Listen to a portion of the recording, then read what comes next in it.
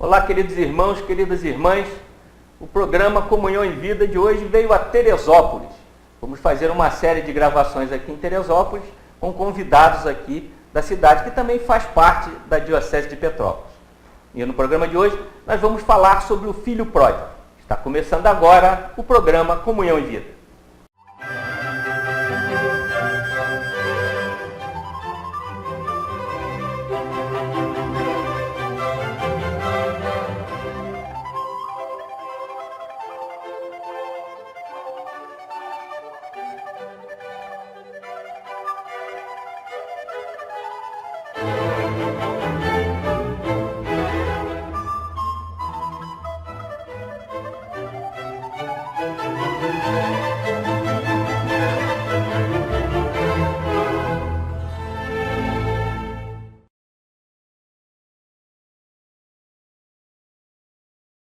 Estamos de volta aqui no programa Comunhão em Vida e hoje no sítio São José, em Teresópolis. Inclusive, eu queria agradecer ao Mozart Guarilha e a Cleonice Guarilha por nos receber aqui na sua residência. Dom Gregório, bem-vindo a Teresópolis. É uma alegria muito grande, Márcio, estar aqui com você, com toda a nossa equipe, né, aproveitando a beleza dessa cidade maravilhosa que é Teresópolis, esse clima mais do que agradável e, ao mesmo tempo, não é, o carinho daqueles que nos cederam esse espaço para que nós pudéssemos fazer o nosso programa. Dom Gregório, hoje nós vamos falar sobre o filho pródigo. E nós temos aqui dois convidados da cidade de Teresópolis. Eu gostaria que o senhor nos apresentasse. Sim, pois nós temos aqui o nosso querido padre Michel Freitas, não é, que é pároco da igreja de São Cristóvão, aqui em Teresópolis. E aqui ao meu lado o Luiz Henrique, que é advogado, mas também é teólogo, filósofo, candidato ao diaconato aqui da nossa diocese, e que veio participar conosco desse tema tão bonito, tão conhecido, mas ao mesmo tempo sempre tão novo, que é a parábola do filho pródigo, que está no capítulo 15 do Evangelho de São Lucas. A gente podia então começar lendo um trechinho, né, da parábola? Perfeito, com toda alegria. Não é? Naturalmente, a partir do capítulo 15 do Evangelho de São Lucas, Jesus começa a apresentar, digamos, esse novo reino que ele deseja implantar em nosso meio, né? Selando uma nova e definitiva aliança entre Deus e a humanidade através da sua presença. E Jesus tenta quebrar na sua pessoa, no seu testemunho, na sua palavra, justamente esse legalismo que os fariseus davam à lei. Então, qual é a nova lei? Não é? Qual o caminho que agora Jesus deseja percorrer junto com aquelas pessoas que são seus discípulos e, ao mesmo tempo, chamando a todos a que envolvam a humanidade por completo, né, nesse novo caminho? É o caminho do amor e da misericórdia. Então, no capítulo 15, né, logo nos primeiros versículos, nós temos ali a parábola da ovelha perdida. É Deus que, na pessoa de Jesus Cristo, deixa as 99 ovelhas no rebanho para buscar aquela que está perdida. Então, é uma parábola sobre a misericórdia, buscar o pecador, quer dizer, trazer outra vez para dentro, não é, do rebanho. E agora, né, depois, a partir do versículo 11, nós temos a parábola do filho pródigo, não é? A parábola daquele jovem que foge de casa querendo viver uma grande aventura amorosa, querendo gastar, não é, o dinheiro, imaginando que vai encontrar a felicidade através de uma vida de prazer, de uma vida totalmente liberal. Então disse Jesus: um homem tinha 2 filhos. O mais moço disse a seu pai: meu pai, dá-me a parte da herança que me toca. O pai então repartiu entre eles os haveres. Poucos dias depois, ajuntando tudo o que lhe pertencia, partia o filho mais moço para um país muito distante e lá dissipou a sua fortuna, vivendo dissolutamente. Depois de ter esbanjado tudo, sobreveio àquela região uma grande fome e ele começou a passar penúria. Foi pôr-se a serviço de um dos habitantes daquela região, que o mandou para os seus campos guardar os porcos. Desejava ele fartar-se das vagens que os porcos comiam, mas ninguém lhe as dava. Esse comecinho é interessante porque, assim, retrata muito... Aliás, essa parábola toda, ela retrata muito o nosso dia a dia, né? A vida da gente, quer dizer, a gente tem tudo e às vezes larga por se aventurar, né? E acaba se perdendo na vida, não é isso? A gente sempre acha que a comida da casa do vizinho é melhor do que a nossa, não é? A gente sempre acha que a casa do vizinho é mais bela do que a nossa. Nós estamos sempre desejosos de algo novo. Isso faz parte também da vida humana. Inconformado, né? Justamente. Existe um espírito de inconformismo dentro de cada um de nós. E às vezes nós não percebemos a graça que nós temos ao nosso lado, né? A alegria da vida que se dá, né, em minha casa, em sua casa, né? Aquilo que Deus nos deu e que nós podemos transformar cada vez em algo melhor. Esse filho, justamente, tinha a experiência de um pai que era amoroso, de um pai que dava a ele tudo o que ele precisava, de um pai que até patrocinava um determinado conforto, porque em Israel, no passado, quem tinha a possibilidade de ter empregados, nós veremos depois que essa família tinha empregados, significava dizer que era uma família de classe média ou talvez uma família rica, afinal de contas, uma herança vai ser repartida. Então, tudo isso, não é, era dado para esse jovem. Mas esse jovem, né, inconformado, dizia, poxa, eu vou perder toda a minha juventude aqui trabalhando, né, continuando construindo aí o patrimônio do meu pai, né? Eu tenho agora tanto dinheiro da herança, ele trabalhou tanto, eu também ajudei um pouquinho. Sabe de uma coisa, ainda sou jovem, eu quero experimentar tudo aquilo que a vida me der. Eu quero, né, não apenas ter o prazer, mas eu quero todo o prazer. Não é? Eu posso até ter uma mulher, e quem sabe, escondido, posso ter mais uma, mas eu não quero mais isso. Eu quero muito mais, eu quero ter 10, 20, 30, 40, eu quero ter todas as mulheres do mundo. Né? Eu não quero ter o prazer apenas de tomar um pouquinho de bebida, não é? De tomar um copinho de cerveja, eu não quero ter o prazer de tomar um licor no final de uma refeição, não é? Eu quero encher a minha cara de cachaça até cair, eu quero dos prazeres todo o prazer. Não é? E quando alguém vive apenas pelos seus sentidos, não dando sentido à sua vida, mas vivendo apenas pelos sentidos, ele acaba estourando a sua vida, né? Estragando essa obra maravilhosa, justamente por não ver no equilíbrio aquilo que Deus deseja para ele e aquilo que é fonte de felicidade para todos nós. Luiz Henrique, você assim como, digamos assim, como filósofo, como é que assim um filósofo vê essa passagem? Porque tem muito dessa coisa da alma humana aí, né? Nesse... Sim, eu vejo assim, um aspecto talvez até um pouco mais marcante no direito do que propriamente na filosofia. Se você me permite, vou fazer um comentário dentro do que Dom Gregório falou. É interessante porque ele sabia que dentro da lei ele teria direito a 50% dos bens do pai, porque a parábola diz que eram apenas 2 filhos, então metade do filho mais velho e metade do filho mais novo. Ele poderia ter se contentado em pedir apenas uma parte para fazer uma viagem, gastar. Mas como o Dom Gregório falou, ele queria ir ao radicalismo. Então ele pede tudo que ele tinha de direito e gasta tudo que tinha de direito. Tá? Então a proposta dele não é simplesmente de uma aventura ou de ter um prazer parcial, mas sim de receber tudo aquilo que ele tinha e usufruir de tudo aquilo que ele tinha. Tá? Então assim, é interessante porque depois, quando nós continuarmos com a passagem, eu até vou querer fazer um comentário com relação a um erro que as pessoas do direito fazem na interpretação dessa parábola, como se houvesse uma grande injustiça que Jesus coloca, tirando os direitos do filho mais velho. E a gente vê que São Lucas ele não fala isso, não fala que o filho mais velho perdeu os direitos dele. Simplesmente o pai foi justo e deu a parte que era cabida ao filho mais novo. Entendeu? Então ele teve um adiantamento da legítima dele, essa legítima que seria devida com a morte do pai, e ele faz esse gasto de tudo que ele tinha. Tá? O Gregório falou. Aliás, no antigo Israel, é bom que a gente também entenda a sociedade israelita daquele período, não é? Enquanto o pai estava vivo, porque também não se fala de uma mãe, certamente aquele homem devia ser viúvo, pelo menos o texto mostra um pouco isso, não é? Então não se fala da presença de uma mãe, porque o que acontece no antigo Israel, as mulheres elas não tinham direito à herança, não é? Então, primeira coisa, mas o pai era dono de toda a herança. E boa parte daquilo que era direito do pai era direito do primogênito. O primogênito tinha um direito de herança sobre os outros. Mas veja o que acontece. Antes da morte do pai, a herança não podia ser dividida. Às vezes, por um contrato anterior, o pai podia até deixar 50%, 70% para o filho mais velho, porque ele, de alguma forma, fazia a união, esse filho mais velho fazia a união de toda a família.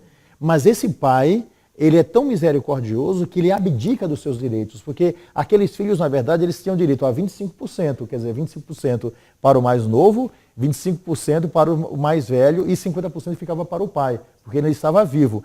A herança só podia ser dividida depois da morte do pai, mas aquele pai abdica de todos os seus direitos, não dá apenas 50% para o filho mais novo, mas também dá os 50% para o filho mais velho que não pediu. É bem interessante, né? Ou seja, é um homem que deseja tudo para os seus filhos, esquece de si mesmo, mas se dá totalmente para os seus filhos. É a imagem de Deus, né? Que sendo dono do universo, né? nos dá o bem mais precioso que existe no universo, que não é o bem material, mas nos dá o seu próprio filho. Então, dá integralmente o seu próprio filho. Mas no antigo Israel, a herança era dividida assim. Então, não houve nenhuma injustiça por parte desse pai. Muito pelo contrário. Ele antecipou aquilo que os filhos não tinham direito, exatamente para tentar gerar uma conciliação e, ao mesmo tempo, um respeito dentro daquele lar. Padre Michel, vivendo aqui na comunidade, o senhor tira alguma lição dessa parábola, assim, comparando com a comunidade, quer dizer, o que as pessoas vivem lá e vão conversar com o sacerdote? Sim, Márcio, né, a gente vê que, sobretudo na questão relacionada aos dois filhos, que as pessoas geralmente elas não conhecem essa experiência de misericórdia e fazem em primeiro plano, né, uma imagem muito de uma justiça um pouco implacável humana. Então as pessoas encaram assim, eu errei, então eu não tenho perdão, eu não sou digno de perdão, e entram muito na questão do mérito e da dignidade, né? O que a gente vai ver nessa parábola, que é algo que é descartado pelo pai, né? Não se fala de mérito do filho mais novo, né? Não se fala de dignidade, né? Se fala apenas de amor e de misericórdia, né? E aí a gente sempre lembra uma das primeiras palavras do Papa Francisco que impressionou muito, né? Que é: Deus não se cansa de perdoar, né? Nós que nos cansamos de pedir perdão. Então, é uma experiência que ainda as pessoas elas têm receio, elas não dão credibilidade, talvez, a essa experiência, porque não é algo humano simplesmente, né? Não é algo que a gente possa dizer que faz parte da nossa justiça humana. Isso, Dom Gregório, na verdade é uma parábola, né? Esses personagens, né, a gente pode comparar assim com pessoas reais, assim, do nosso dia a dia? Sim, porque na verdade o drama humano ele é igual em todos os lugares, em todos os tempos, né? Jesus nos conta uma parábola, mas uma parábola que não está muito distante daquilo que a gente vê na sociedade contemporânea e daquilo que Jesus via na sociedade do seu tempo, não é? O homem é sempre o mesmo, a sociedade muda, alguns padrões mudam, não é? As normas, digamos assim, da cultura, elas mudam com o tempo, entretanto, aquilo que é o ser humano, isso permanece sempre. Então, aqueles personagens eram fictícios, Jesus está contando uma história, uma parábola para nós. Entretanto, nós não podemos esquecer de forma alguma que Jesus sempre contava uma história frente à realidade, né, que ele vivia. Ou seja, ele sempre nos coloca diante da realidade do povo. E aquela história, certamente, Jesus ouviu de alguém, não é apenas uma elaboração fictícia, mas é a história do dia a dia de algum jovem que largou tudo, não é? Claro que existem questões muito próprias, porque Jesus está querendo mostrar o coração do Pai, né?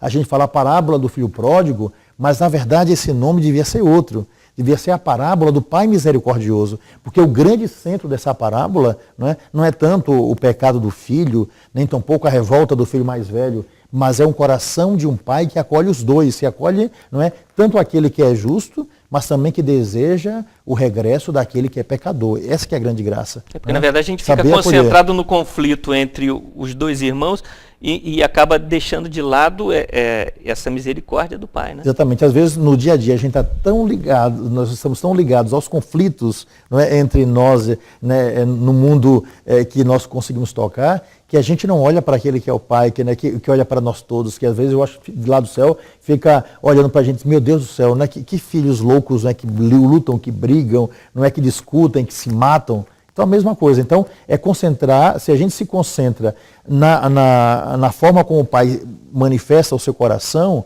não é? Nós certamente buscaríamos em nossas vidas, não é, imitar esse coração, que é sempre um coração misericordioso, né? Sempre um coração que ama um tanto quanto ama o outro.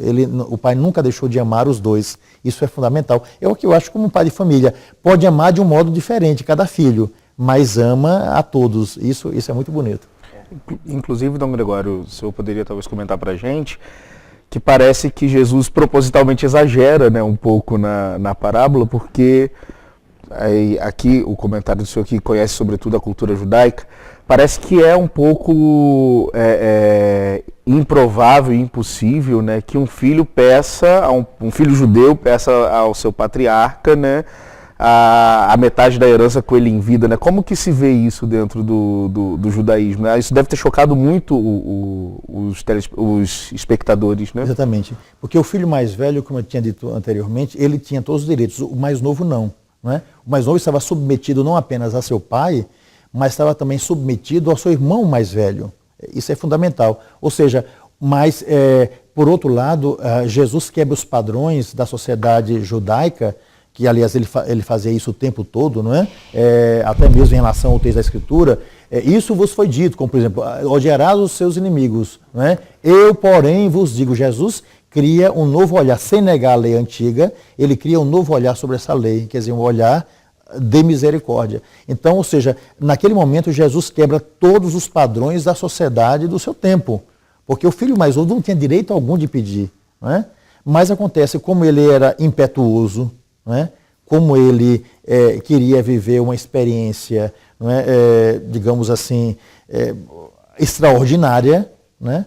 O pai também respeita. Eu acho que um ponto fundamental também, né, que Jesus traz para nós é que Deus não nos trata, não é, como marionetes. Deus respeita aquilo que nós desejamos, porque nós somos responsáveis, né, por aquilo que a gente deseja, nós somos responsáveis pela construção dos nossos sonhos. Agora, temos que saber se esses sonhos são bons ou são ruins. Em nenhum momento, por exemplo, Jesus faz um elogio ao filho mais novo, em nenhum momento. Como também Jesus mostra a posição que toma o filho mais velho, que nesse caso o filho mais velho representa, a lei é representado pelos fariseus, digamos assim, não é? Representa essa cultura, né, da lei pela lei, daquele que não acolhe, daquele que acha que a lei é a resposta para tudo, não é? Daquele que acha que convence Deus apenas por ser bonzinho, por ser isso, por ser aquilo. Então, isso é o filho mais velho. E o filho mais novo é essa experiência nova, não é? Daquele que é pecador, mas que um dia, né, mesmo vivendo essa miséria, um dia vai voltar. Que são aquelas pessoas que estavam ao lado de Jesus, né, com todas as suas misérias, e que vão ter a possibilidade de, se arrependendo da antiga vida, voltar outra vez, né, arrependido para o seio da casa do Pai. Então, Jesus quebra esses padrões, interessante, né, dentro da sociedade judaica, porque aquele menino mais novo não tinha direito algum. Entretanto, esse garoto, ele conhecia o coração do pai. Ele foi injusto com o pai, mas ele sabia que o pai era justo. Como nós também somos injustos, entre aspas, com Deus, quando pecamos, mas Deus é sempre aquele que nos acolhe, aquele que sempre está disposto a nos perdoar para que a gente recomece tudo outra vez. Então, Jesus quebra realmente todos os padrões da sociedade do seu tempo. Então, nós vamos dar uma paradinha para os comerciais. No próximo bloco a gente lê mais um trechinho, né, para a gente continuar debatendo sobre esse assunto. É isso aí, nós vamos dar uma paradinha para os comerciais. Voltamos já, não saia daí.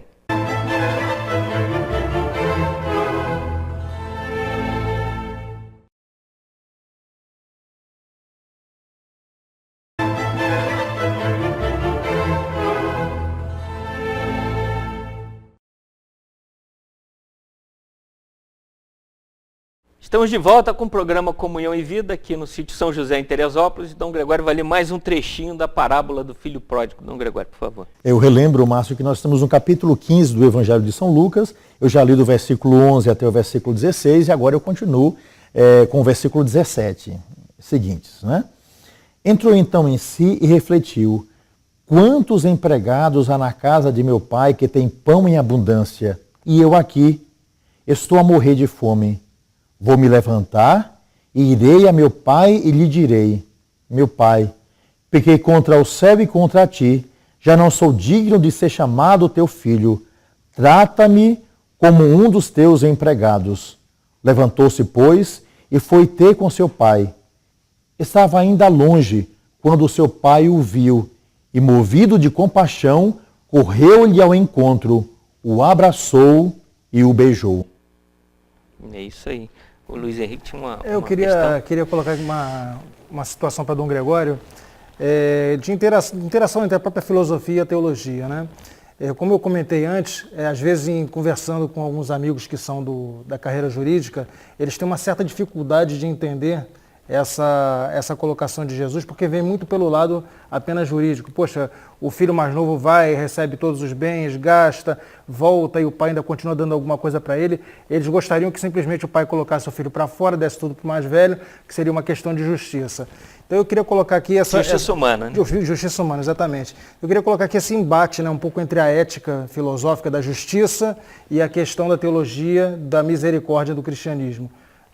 Então, existe uma obra de Philip Yancey, um escritor cristão norte-americano, em que ele fala, no livro Maravilhosa Graça, de uma situação que ele foi dar uma palestra sobre essa parábola do filho pródigo, e ele, por uma questão de experiência, resolveu mudar o final da parábola. Então, no final da parábola, ele coloca o filho mais novo sem ter direito a nada e o filho mais velho recebendo tudo.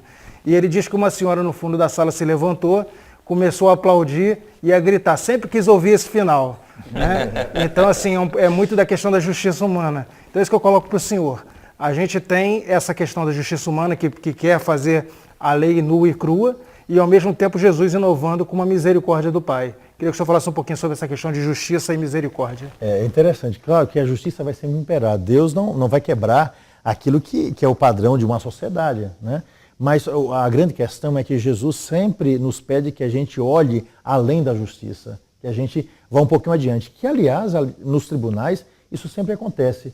Né? Nós gostaríamos que um criminoso, alguém que fez um delito muito grande na sociedade, nós gostaríamos que ele tomasse 100, 200, 300 anos. Algumas pessoas pedem pena de morte, outras pessoas prisão perpétua, mas o juiz é justamente essa pessoa equilibrada. Ele deseja fazer justiça, mas ele olha onde essa pessoa morava, ele estudou, não estudou, quais foram as possibilidades, né, para que essa pessoa aprendesse, até que ponto ela teve uma responsabilidade nesse crime. E aí não dá os 30 anos, dá 12, dá 15 e assim por diante, né? Então, até mesmo um juiz, alguém que pratica a justiça, ele tem uma preocupação de olhar muito além da justiça, não é? Se um juiz faz isso, imagine Deus, né? Por quê? Porque Deus não lê a aparência, nem tampouco lê a lei. Deus lê o coração humano, né? Deus lê, não justamente aquilo que nós não conseguimos enxergar, não é o que está dentro do outro. Então, naquele momento se manifesta, né, o coração de um Deus que é todo amor, porque Deus é apenas amor, não é? Deus é totalmente amor, né? E quem ama permanece em Deus, nos diz São João. Então, é nesse momento que existe uma diferença entre justiça pela justiça, não é? E amor, para que essa justiça seja feita não apenas de uma forma humana, mas para que ela ultrapasse, não é, as barreiras humanas, mas para que a gente ingresse no divino, porque Deus não quer a justiça apenas para punir alguém, mas Deus, quando nos fala sobre a justiça vai ser feita também nessa parábola, não é? Deus deseja que o pecador não apenas cumpra uma pena, mas que ele se converta e que ele viva. Existe uma grande diferença. Nós queremos punir por punir, mas daí a nossa justiça tem tanta dificuldade para transformar a vida daquelas pessoas que são presas, por exemplo. Mas Deus não quer punir por punir. Deus deseja, né, que a justiça seja feita, mas que o olhar de misericórdia que o coração divino, né, faz com que aquela pessoa mude de vida, se converta, não é, transforme, não é, aquela miséria praticada na possibilidade de começar uma vida agora sadia, uma vida bela. É o que vai acontecer com o filho pródigo, né? Aliás, você falou de um final aí diferente da parábola do filho pródigo, né? Existe também um autor também norte-americano chamado Cliff, né, que ele traz um final terrível dessa parábola, que é o final que nós não jamais podemos querer para nenhum de nós. Ele diz também que nessa história, né, dos dois irmãos e com esse pai misericordioso, que Jesus esqueceu de falar que naquela parábola existia um quarto irmão, né, ou melhor dizendo, um terceiro irmão. E isso naturalmente é inventado, né? E esse terceiro irmão, quando o filho pródigo voltou para casa, ele sentou, né, de noite com esse irmão e disse: me conte que você viveu com aquelas mulheres, como foi, você bebeu, quais foram as bebidas que você experimentou, com quantas mulheres você dormiu, não é? E assim foi perguntando. Quando aquele irmão falou de toda essa experiência, né, para a qual ele não queria voltar mais, o irmão mais novo, que era o terceiro irmão, falou assim: olhe, você foi fraco, pois eu agora vou pegar uma parte dessa herança, vou embora e nunca mais eu vou voltar. Né? Que é o pecador intrépido, naquele que decide pela sua própria miséria, aquele que se tornou Deus da sua própria vida. Então esse vai viver a miséria até a morte, o que não acontece com o filho pródigo aqui, não é? Na história verdadeira, digamos aqui, que Jesus coloca nesse capítulo 15 do Evangelho de São Lucas, ou seja, ele volta e vai mudar de vida, que é isso que Deus quer. Esse trecho que o senhor leu agora, o segundo trecho, na verdade ele mostra o arrependimento, não é, do filho, né? Quer dizer, ele chega aqui numa situação em que, poxa, deixei tudo de bom, né, lá atrás para me aventurar e me quebrei a cara, né? E se arrepende e volta, né? Eu acho que também é importante essa coisa de você poder voltar, né? Também. As pessoas dizem que ou você volta para Deus pela alegria, ou você volta pela tristeza, pela dor, não é? Então você acaba percebendo a limitação da sua própria vida. Esse rapaz foi, né, viveu todas aquelas experiências e ele acabou descobrindo que tudo aquilo podia ser muito bom durante um determinado momento, mas que ter vivido apenas pelos sentidos não deu sentido à sua vida. E a miséria não era apenas aquilo que ele via externamente pelo seu corpo, né, pela miséria daquilo que acontecia na sua própria imagem. Mas ele acabou percebendo que o maior desperdício, né, o maior crime que ele cometeu foi aquele que ele cometeu contra a sua alma, contra aquilo que nós somos no sentido mais profundo da palavra. E é nesse momento que ele cai nele mesmo. Geralmente isso acontece com um pouco mais de maturidade, né? Poxa, eu não devia ter feito isso. Poxa, e agora, existia nesse rapaz também uma coisa muito bonita, que é relembrar que ele tinha um pai, e esse pai era misericórdia. Ele não foi bondoso, né, para com seu pai, ele não foi respeitoso para com seu pai, mas ele sabia que o seu pai era todo o coração. Aí ele tem coragem de voltar. Então é o arrependimento. Poxa vida, eu acabei não apenas o meu corpo, eu acabei a minha alma, eu acabei tudo. Né? E só tem uma possibilidade, é retornar ao primeiro amor. O meu primeiro amor está em minha casa, é o meu pai. Então eu preciso voltar para lá para restaurar a minha vida. Né? O verdadeiro pecador faz isso. Né? Ele pode até pecar, mas ele diz, poxa, existe uma possibilidade. E essa possibilidade, mesmo que as pessoas não me perdoem, essa possibilidade é Deus, né? E a pessoa acaba voltando. Então, é um estágio de amadurecimento, né? De reflexão. E eu posso imaginar que aquilo não foi fácil, porque não é fácil nós reconhecermos a nossa própria miséria. Estamos sempre dando justificativas para a miséria que nós cometemos. Não, eu cometi por causa disso, não, eu fiz por causa... Mas ele não, ele é capaz de dizer, eu vou viver essa humilhação. E essa humilhação me fará experimentar aquilo que existe de mais importante em minha vida, que é experimentar o amor. E por isso ele volta. Tem que ter tem que ter coragem também, né, para tomar essa atitude, né? Agora, Dom Gregório, me chama bastante atenção nessa parábola que a pregação comum dela e a interpretação comum, né, que a gente que nos chama bastante atenção é essa questão da volta de um grande pecador, né? Mas o curioso é que parece que no começo do capítulo 15, né, que faz toda a unidade, né, desse trecho do Evangelho, Na verdade, Jesus aqui, curiosamente, está falando não para aqueles pecadores, né, que estavam se convertendo, mas para os fariseus, né? E dentro disso, né, me parece que Jesus não está querendo chamar a atenção, né, nessa parábola, tanto para os grandes pecados, como o senhor falava, né, mas para essa postura nova, né, do pai, né, e do coração desse pai. E quando o senhor falava, né, da questão de que o filho mais novo conhecia o coração do pai, creio que aqui também há um elemento de novidade que para nós cristãos nós precisamos redescobrir a cada dia, né? Porque por mais que aquele filho conhecesse a bondade do seu pai, né, ele conhecia até certo limite, porque ele deseja voltar para casa para ser escravo, né? Trata-me como um dos teus escravos, né? E qual não teria sido a surpresa desse filho ao ver que o pai o restitui na dignidade de filho, né? Então, como fica aqui, né, dentro dessa parábola, essa relação, né, de servidão e filiação, que aliás é a postura do filho mais velho, né, que está constantemente na casa do pai, permanece com o pai, mas não se vê como filho, também se vê como escravo, como servo. A gente poderia dizer que o coração do Evangelho de Lucas, que é esse capítulo 15, quer nos ensinar, né, e sobretudo ensinar aos fariseus essa postura nova, essa postura de que, por mais que eles sejam servos da lei, Jesus veio para que eles também fossem filhos, né, de Deus, filhos no Filho. Dom Gregório, está na hora do comercial. Essa é uma boa pergunta, mas já está entrando também na parte final da parábola, então a gente deixa para comentar no próximo bloco, tá bom? A gente vai dar uma paradinha para os comerciais e voltamos já.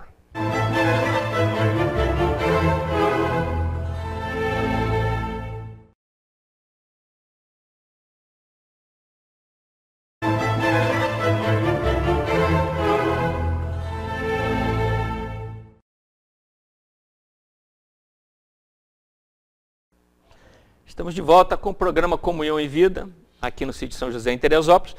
E o Dom Gregório o Padre Michel deixou uma pergunta para ser respondida nesse bloco, mas eu gostaria que o senhor lesse antes o trechinho final da parábola, porque aí já entra na questão, né?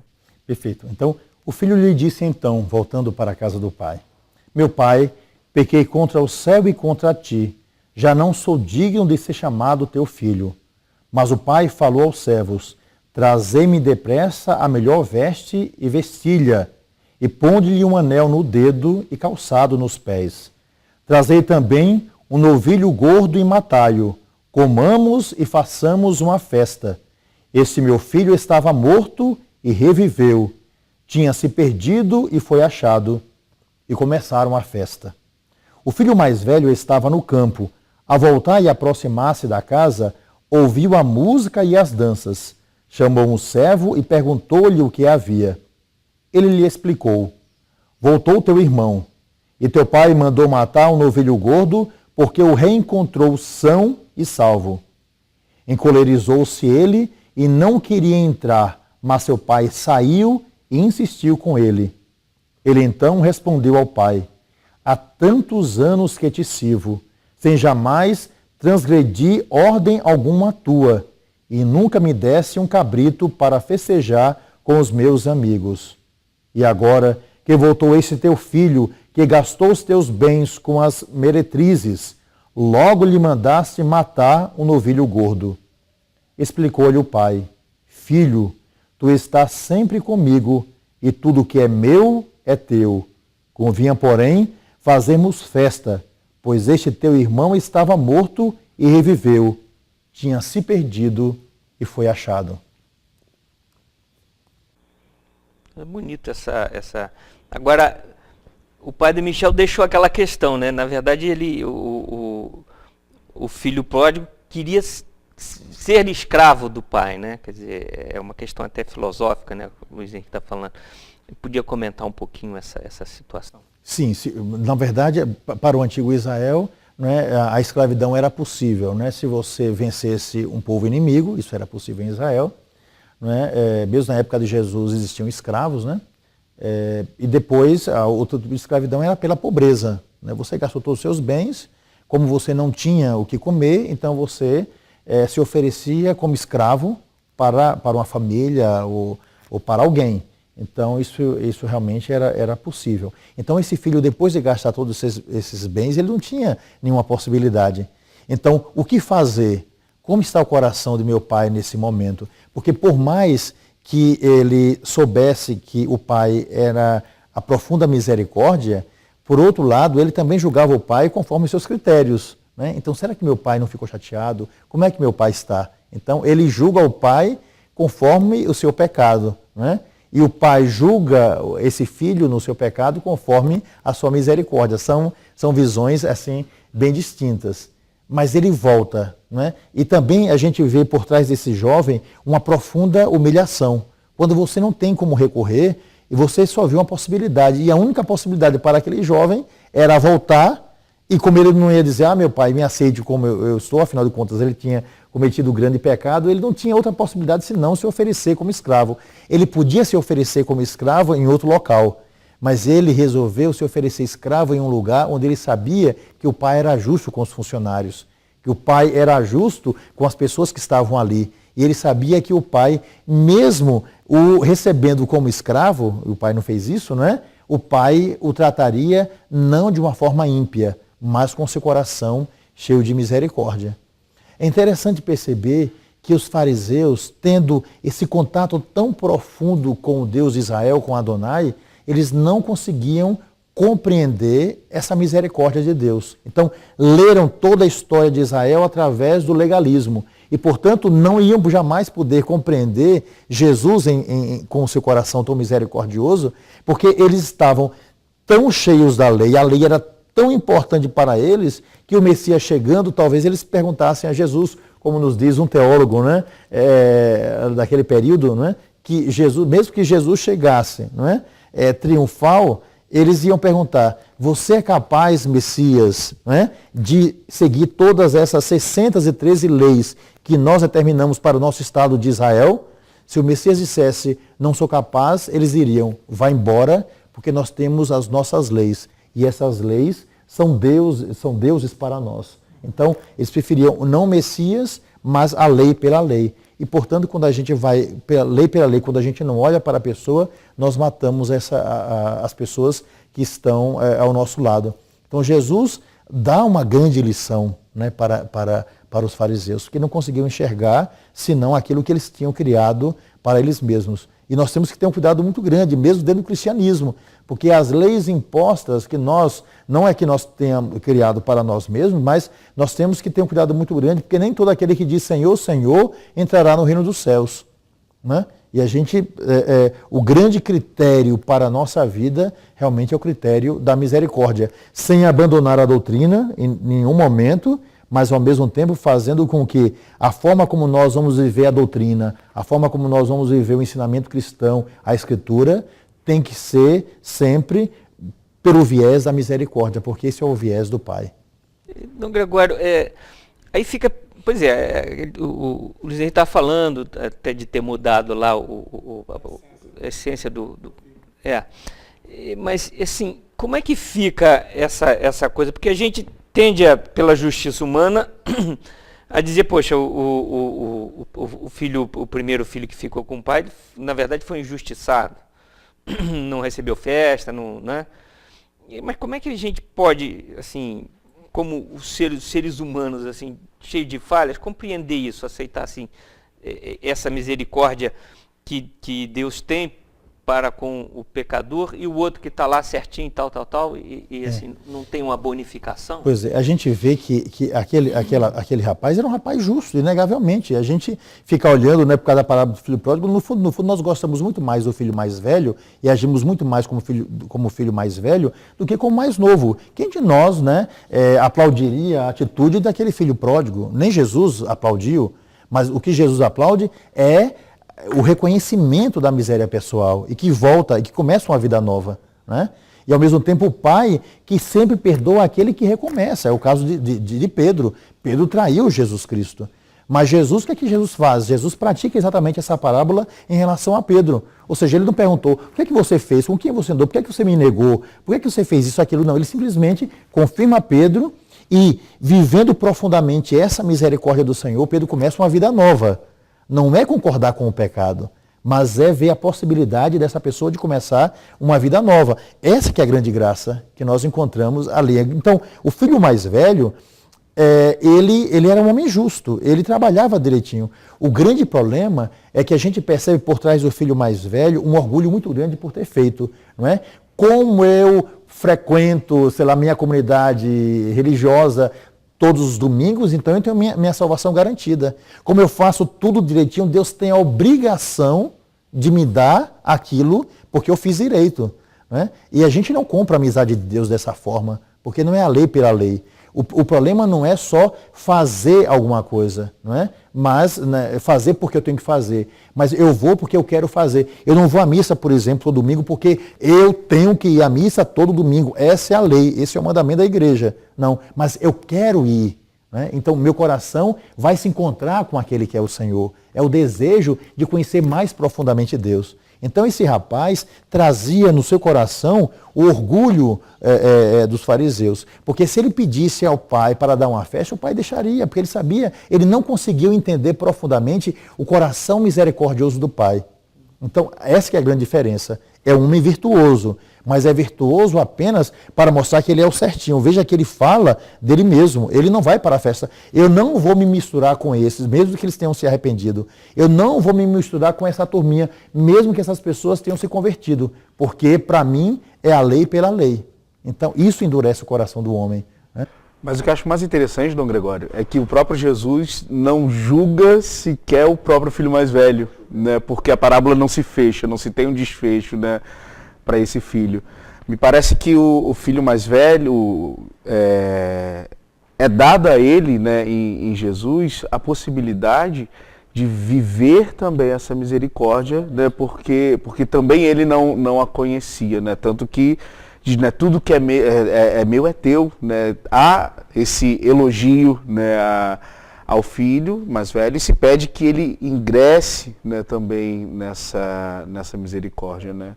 E aí creio que para nós que estamos dentro da igreja, né, também é preciso que cada um de nós sempre reviva, né, para nós mesmos essa misericórdia, para que a gente também possa entendê-la quando Deus a faz com os outros. Exatamente, né? Essa é a grande beleza. Não há nenhum julgamento, mas as próprias atitudes mostram como anda a nossa fé, quais são as nossas atitudes, né? E no fundo, o que a gente espera é que aquele filho realmente tenha voltado, que ele tenha participado dessa grande festa depois da palavra que o pai lhe deu, que é a grande festa da misericórdia, a grande festa do amor, não é? Precisamos cumprir a lei, mas essa lei tem que ser vivida dentro de um novo olhar, e o olhar é o olhar da misericórdia de Deus. Então, agora, chegando aqui ao finalzinho do programa, o senhor ainda vai nos dar a bênção e contar a sua historinha que é de praxe. Quero agradecer aqui o Luiz Henrique por participar aqui no nosso programa. Padre Michel também, muito obrigado, tá, pela sua presença. Então, Gregório, com a palavra aí, o senhor tem a historinha para contar ainda. Pois é, eu gostaria de contar para você uma história que eu acho bem interessante, né? Falando sobre o orgulho de quem tem muito e, ao mesmo tempo, o reconhecimento daquele que é pecador, que tem a sua limitação, né? Um homem tinha 2 empregados e ele pedia sempre que os empregados fossem pegar água, mas o local onde os empregados iam pegar água é um lugar bem distante. E o homem deu um vaso a cada empregado. Só que a um ele deu um vaso perfeito e ao outro ele deu um vaso rachado. E era interessante que todos os dias aqueles homens iam àquele local onde ficava a água e eles traziam os potes, só que com um problema. Um sempre trazia o pote, né, repleto de água e o outro trazia um pote apenas pela metade. Pois bem, um dia, quando estava o homem derramando a água, não é aquele que estava com o pote pela metade, estava derramando a água ali naquele local, o pote rachado falou: meu amigo, eu desejo pedir perdão a você, porque eu sempre faço com que você passe vergonha, porque ao contrário do meu colega, ele sempre entrega ao seu outro amigo, não é, a água por completo. Mas eu, por ser um vaso rachado, só entrego a metade da água. E aquele funcionário que nunca reclamou do vaso, respondeu assim com toda a alegria, disse: meu amigo vaso, não se preocupe com a sua rachadura. Eu peço apenas que você perceba o que aconteceu ao longo do caminho nessas nossas longas caminhadas. E o vaso finalmente pôde olhar para o caminho por onde ele passou, derramando, não é, aquelas gotas d'água enquanto ia para o local onde a água ia ser derramada. E aí o homem disse para o vaso: veja que você vazando, você lançou água sobre a terra e as sementes que a natureza colocou ali puderam germinar. Vejam que do lado onde tudo estava perfeito não nasceu coisa alguma, mas mesmo com a sua limitação, mesmo lançando água, mesmo me fazendo entregar apenas a metade da água, você fez florescer todo o caminho, porque mesmo com a sua limitação, você foi capaz de fazer florescer onde você imaginava que floresceria. E o vaso se alegrou, mesmo com a sua miséria, mesmo com a sua limitação, porque viu que Deus havia compreendido a sua limitação e fez florescer, por meio dessa limitação, por um ato de misericórdia, flores que ninguém antes havia percebido ao longo do caminho. Então, meu querido irmão, minha querida irmã, eu acho que é assim, nós todos somos limitados. Nós todos temos um pouco do filho mais velho, da parábola do filho pródigo, e também desse filho pródigo. Não é? Mas o que é certo, o que nos garante a vida, é realmente a obra daquele que nos faz florescer, apesar de nossa limitação. E quem faz sempre essa obra é Deus. Ele é a fonte da misericórdia. Ele é que tem esse coração sempre dilatado, né, para nos dar essa vida nova. Portanto, ao invés de olhar para o filho pródigo ou então para o filho perfeitinho, né, olhe sempre para o Pai. E é nele que nós encontramos o perdão. Comece sempre de novo a sua vida e olhando a graça daquele que realmente restaura a nossa existência, vamos ter a coragem de florescer apesar de toda a nossa limitação. Deus nos dá sempre a possibilidade do novo. Então realize o novo na sua vida, apesar do seu pecado, porque Deus nos dá sempre a possibilidade da conversão. O seu coração é justo, é verdade, mas o seu coração é, antes de mais nada, misericordioso. E atenção, nós seremos julgados por Deus não pelo muito fazer, mas pelo muito amar. Assim, ame a Deus e ame aos irmãos. É isso que nós devemos fazer ao longo de toda a vida. E receba aí em sua casa, não é, a bênção que agora nós damos sobre você, sobre a sua família, não é, sobre essa cidade, enfim, sobre todas as pessoas. O Senhor esteja convosco. E abençoe-vos o Deus Todo-Poderoso, Pai, Filho e o Espírito Santo. Amém.